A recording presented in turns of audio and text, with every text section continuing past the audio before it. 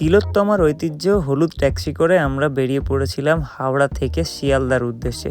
আর শিয়ালদাতে ছিল আমাদের ট্রেন, যেটা যেত নামখানা। 6:10-এর নামখানা লোকাল ধরে আমাদের গন্তব্যস্থল ছিল মৌসুনী আইল্যান্ড। এত সকালে এমনিতে তো ঘুম ভাঙে না, কিন্তু কোথাও যাওয়ার থাকলে সেই আগ্রহটা আলাদাই। যাই হোক, পৌঁছে গেলাম নামখানা স্টেশনে। নামখানা স্টেশন থেকে পায়ে হেঁটে আমাদেরকে যেতে হবে রোডে, যেখান থেকে আমরা পাবো টোটো, আর সেই টোটো চেপে আমাদেরকে যেতে হবে ফেরিঘাটে। টোটোয় চেপে আমরা ফেরিঘাট পৌঁছে গেলাম। ফেরিঘাট পার করে আমরা ওই পারে গিয়ে আবার টোটো নেব, কারণ টোটোতে করেই আমাদের যেতে হবে মৌসুনী দ্বীপ বা মৌসুনী আইল্যান্ডে। তাছাড়া যাওয়ার কোনো উপায় নেই। তো টোটোতে চেপে যথারীতি বেরিয়ে পড়লাম মৌসুনী দ্বীপের দিকে। মৌসুনী দ্বীপে আমাদের যে ক্যাম্পটি বুক করা ছিল সেটি ছিল স্যান্ড ক্যাসল বিচ ক্যাম্প, যেটা আমরা আগে থেকে অনলাইনে বুক করেছিলাম। তোমরা চাইলে যে কোনো ক্যাম্প বুক করতে পারো, সবগুলো প্রায় সমান।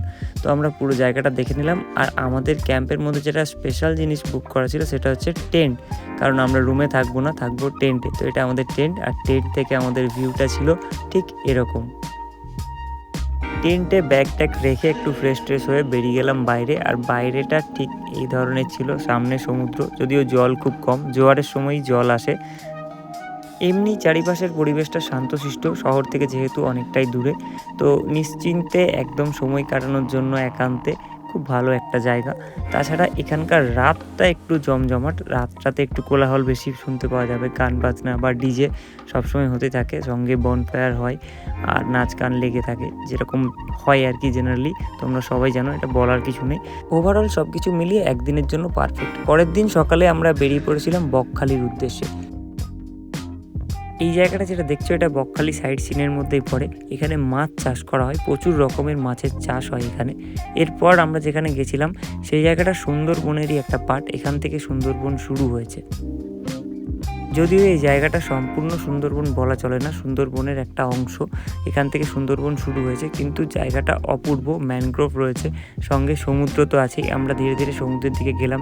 যেহেতু এটা সুন্দরবন এলাকার মধ্যেই পড়ে, তাই ফরেস্ট ডিপার্টমেন্ট থেকে এখানে কড়া নিরাপত্তা রাখা হয়েছে। 4টের পরে এখানে কাউকে অ্যালাউ করা হয় না, তাই কিছুক্ষণ ঘুরে আমরাও ব্যাক করে গেলাম।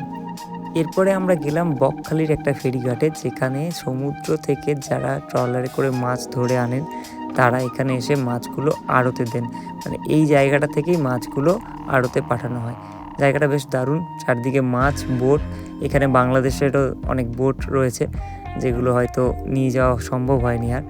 যাই হোক, তো এরপরে সূর্যাস্তের সাথে সাথে আমরাও চলে এলাম আমাদের হোটেলে, এবং পরের দিন সকালে আবার ফেরিঘাটে ফেরি চেপে পেরিয়ে গেলাম ওই পারে এবং বাড়ির উদ্দেশ্যে রওনা দিলাম। নামখানা স্টেশন থেকে লোকাল ধরে চলে এলাম শিয়ালদা, তারপরে হাওড়া।